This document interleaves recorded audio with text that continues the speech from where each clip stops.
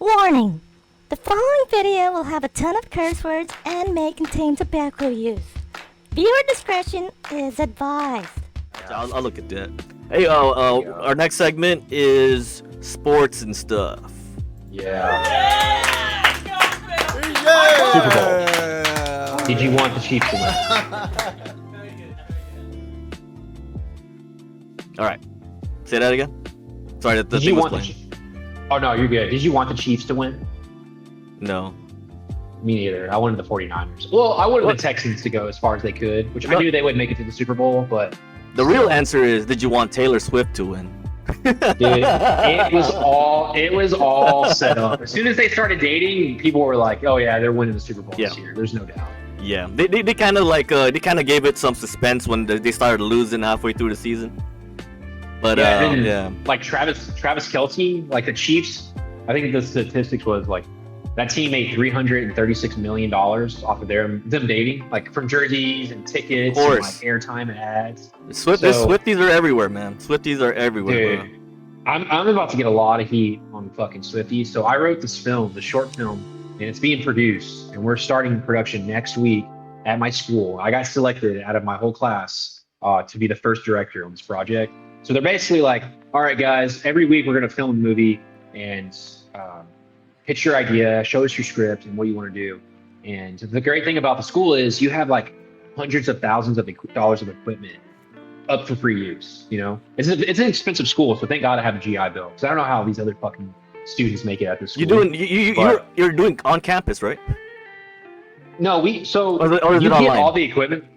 No, it's on campus. Yeah. Oh, it's on campus. Oh, so you're getting the full GI Bill.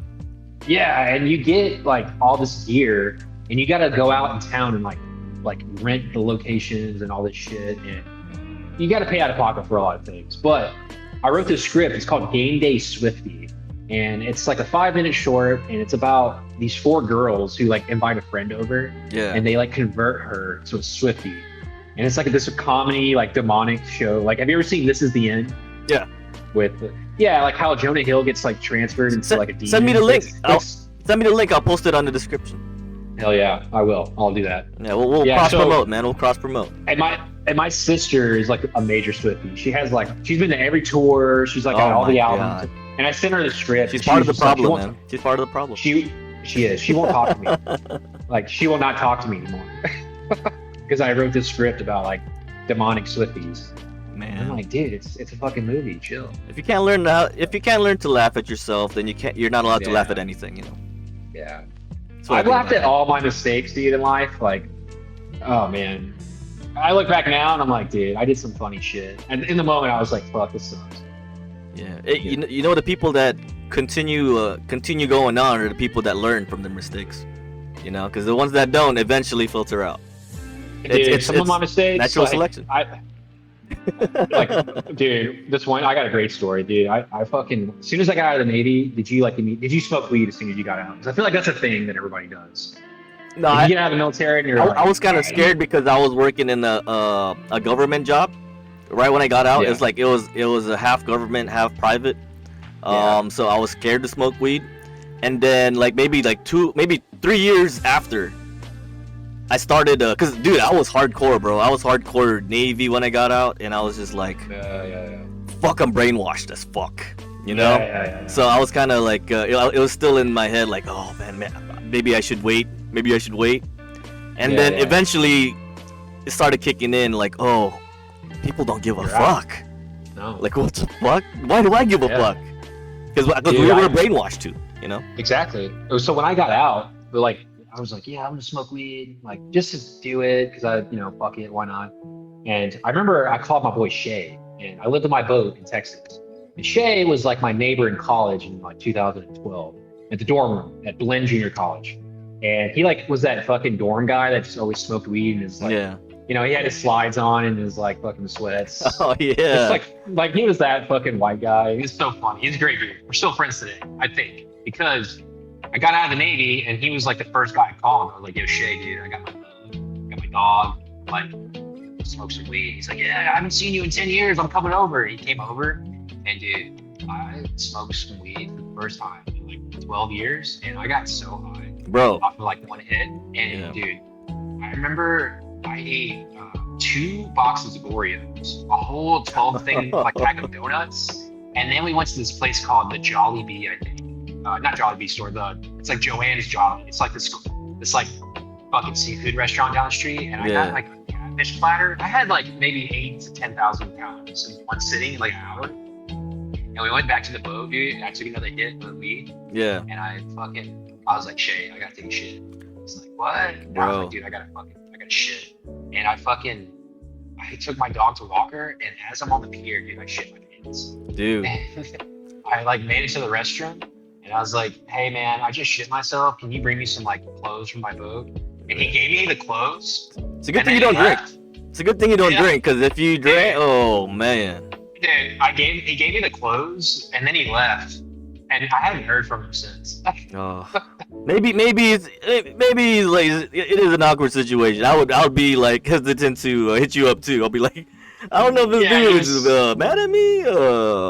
Dude, yeah. And I told that story, and they're like, how's he doing? I'm gonna put that in the back of the list to fix. Yeah, I haven't heard from him since. What do you think about what do you think about Ohtani going to the Dodgers? Oh, I called that like 8 months ago. I'm like a baseball statistics, like, dude, I know everything about baseball. That's my sport. I value that over football. Trevor Bauer, their starting pitcher, and the other Mexican guy, I can't remember his name. They got the other guy too, Yamamoto, right? Yeah, I think so. Yeah, they got the new the second best guy from Japan. They got him too. They're loaded, bro. They're fucking loaded. I think the Cubs got somebody too. Did they? Yeah, they got the other Japanese guy. But yeah. So Trevor Bauer and that like Hispanic pitcher both got kicked out of the Dodgers for beating their wives. Oh my. So like they're down 2 ace pitchers, and you got Shohei Ohtani up for like he's going to be a free agent. Yeah. So I was like, oh, dude, they have the payroll. It's going to happen. They're going to take Shohei Ohtani. And then it fucking happened. So I was like, yeah. How are your Astros doing? Dude, I don't know what we're going to do next year because we lost Dusty Baker, which isn't a big deal, but our pitching, like we have Justin Verlander, who's like still badass, but he's like fucking 43. And then we have Lance McCullers Jr., who gets hurt every season, and he's like an ace pitcher. Yeah. So we're relying back to our old ways of like farming players. You know, they basically call the Dominican Republic and we're like, yo, what you got? You guys are you guys?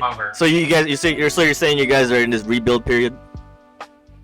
I think so, because at least for pitching, like fielding, we're stacked. We're not going anywhere because like we have Jose Altuve still, we have Jeremy Pena, we got Alex Bregman, we just like Jose Abreu in his like I think second season for the Astros, so we're stacked. But our pitching though, I'm kind of scared. Like I don't know what's gonna happen. Okay. So we'll fucking see. Well, shit, man. It's looking the next season is looking absolutely fire though. I think the Baltimore Orioles are going to go to the World Series. I'm going to say that right now. I think they're going to win. I don't know if they're going to win, but they're going to do something. Well, shit, you heard it here first, you folks. You heard it here. Right? You heard it here first. All right. Like and subscribe, and I'll love you long time.